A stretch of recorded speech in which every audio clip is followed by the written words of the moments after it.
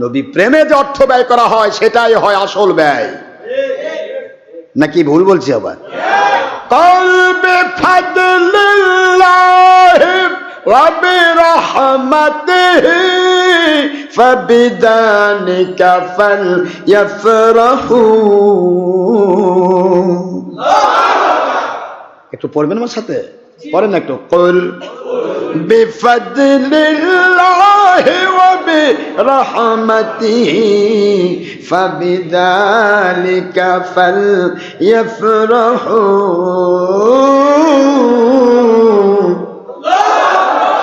হুয়া খায়রুম মিম্মা ইয়াজমাউন।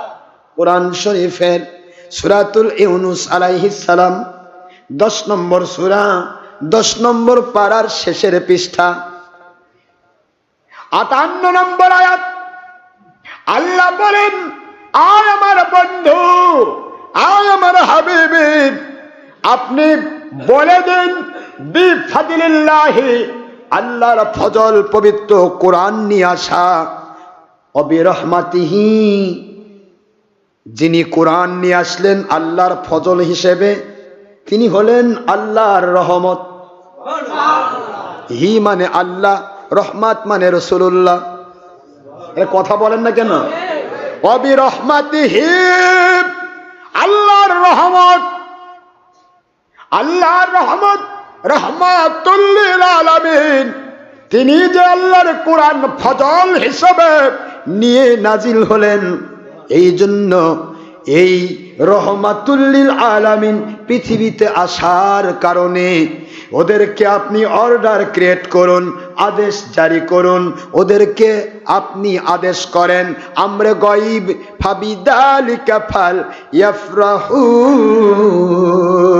ও আমার বন্ধু, আপনাকে রহমাতুল লিল আলামিন হিসেবে পেয়ে ওরা যেন আনন্দ প্রকাশ করে,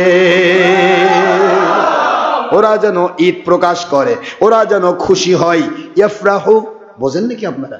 তারা যেন খুশি হয়ে যায়, তারা যেন ঈদ প্রকাশ করে, তারা যেন খুশি প্রকাশ করে। এই খুশিটা কেমন হবে? এই খুশির ঠেলায় হারাম কাজ করা যাবে না, খুশির ঠেলায় গান বাজনা করা যাবে না, খুশির ঠেলায় নামাজ রোজা ছাড়া যাবে না। খুশি মানে হলো আমার নবী প্রেমে তারা যেন ভালো ভালো কাজ করে, নামাজ পড়ুক, রোজা রাখুক, ভালো কাজ করুক, নফল ইবাদত করুক, মিলাদুন নবী করুক, নবী প্রেমে দরুদ সালাম পড়ুক, কোরআন তেলাওয়াত করুক, ভালো কাজ করুক। পুরুষ মহিলা একাকার নয়, আলাদা আলাদা হয়ে শরীয়তের সিস্টেম অনুসারে আমল করে যেন তারা খুশি হয়ে যায়, ঈদ প্রকাশ করে। এই খুশিটা যদি ওরা করে, আল্লাহ বলেন কেন খুশি করবা? হুয়া, এই হুয়া হচ্ছেন রহমাতুল লিল আলামিন, হুয়া খায়রুম মিম্মা ইয়াজমাউন। কেন খুশি প্রকাশ করবা? কারণ সারা দুনিয়ার যত সম্পদ, যত টাকা, যত পয়সা, যত দুনিয়াবিক সম্পদ, যত রকমের আমল, যত রকমের নামাজ রোজা হজ জাকাত, যত নেক আমল তোমরা একত্রিত করবে, ইয়াজমাউন জমা করবে, সকল কিছুর চাইতে হুয়া তিনি খয়রুন সুপারলেটিভ ডিগ্রি, অতি উত্তম। জোরে বলুন সুবহানাল্লাহ। কত গুণ পর্যন্ত আমার নবী উত্তম, এটা আমার নবীজি এবং আমার আল্লাহ ভালো জানে। সুবহানাল্লাহ বলুন না।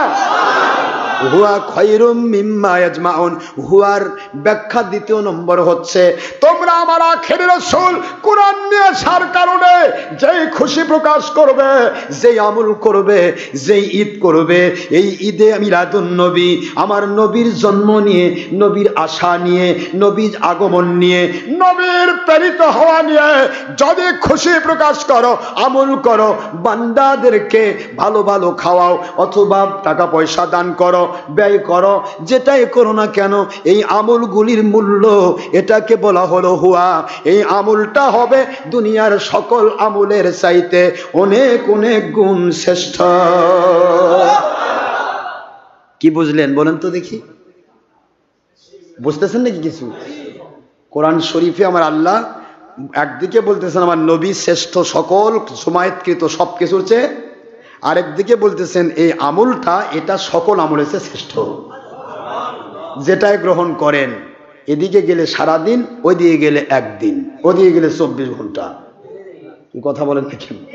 চারদিকে সমান হুয়ার ব্যাখ্যা যেদিকেই নিয়ে যান চলে আসবে রহমাতুল লিল আলামিন।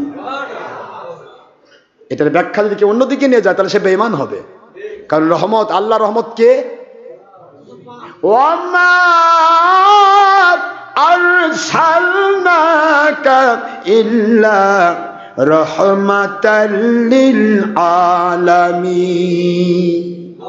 একটু পড়েন না আমার সাথে, ওয়ামা পড়েন, ওয়ামা আরসালনাকা ইল্লা রাহমাতাল লিল আলামিন। কোরআন শরীফের সূরাতুল আম্বিয়া আলাইহিস সালাম খুললেই পাবেন কোরআন শরীফের আপনার 17 নম্বর পারা 21 নম্বর সূরা, সূরা আম্বিয়া আলাইহিস সালাম আয়াত শরীফ নম্বর 107।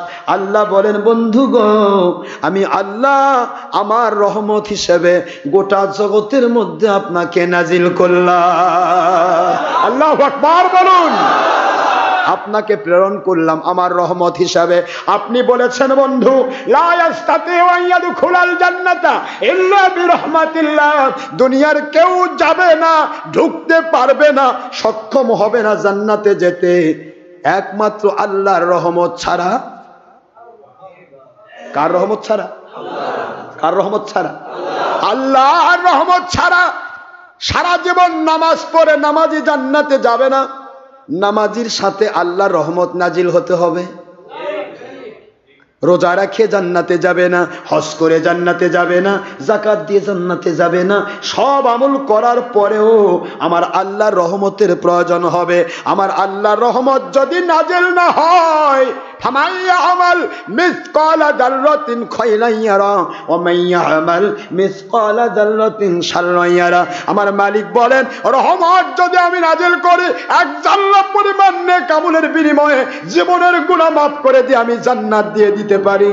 আর যদি রহমত নাজিল না করি, এক জাল্লা পরিমাণ গুনাহর কারণে ইবলিসকে যেমন 6 লক্ষ বছরের ইবাদত ধ্বংস করে দিয়েছি, আমি সকল ইবাদত ধ্বংস করে দিয়ে তাকে জাহান্নাম দিতে পারি।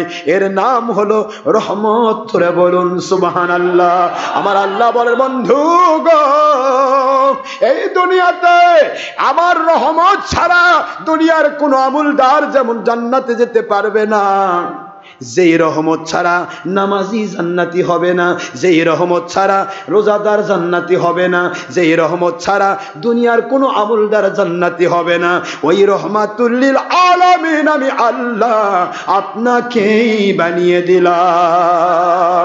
ও আমার বন্ধু, সারা জীবন নামাজ পড়লো কিন্তু আপনাকে ওভারটেক করে জান্নাতে যেতে পারবে না, আপনাকে সহ জান্নাতে যেতে হবে। দ্যাট মিন্স লা ইয়াস্তাতিউ আন ইয়াদখুলাল জান্নাতা ইল্লা বিরহমাতিল্লাহ, আল্লাহর রহমত ছাড়া জান্নাতে যেতে পারবে না, তার মানে হলো ইল্লা বিরহমাতুল লিল আলামিন। আল্লাহু আকবার বলুন। আমার নবী নেই, জান্নাত নেই, আমার নবী নেই, রহমত নেই, আমার নবী নেই, জীবন নেই। মানুষের জীবন বেঁচে থাকে আল্লাহ রহমত দিয়ে। গাভীর দুধ হয় আল্লাহ রহমত দিয়ে, গাভী দুধ দেবে না আল্লাহ রহমত ছাড়া। খেজুর গাছ রস দেবে না আল্লাহ রহমত ছাড়া। আসমান বৃষ্টি দেবে না আল্লাহ রহমত ছাড়া। সন্তান জন্মগ্রহণ করবে না আল্লাহ রহমত ছাড়া। আমার আল্লাহ বলেন, আমার রহমত ছাড়া কিছুই হয় না। আর ওই রহমাতুল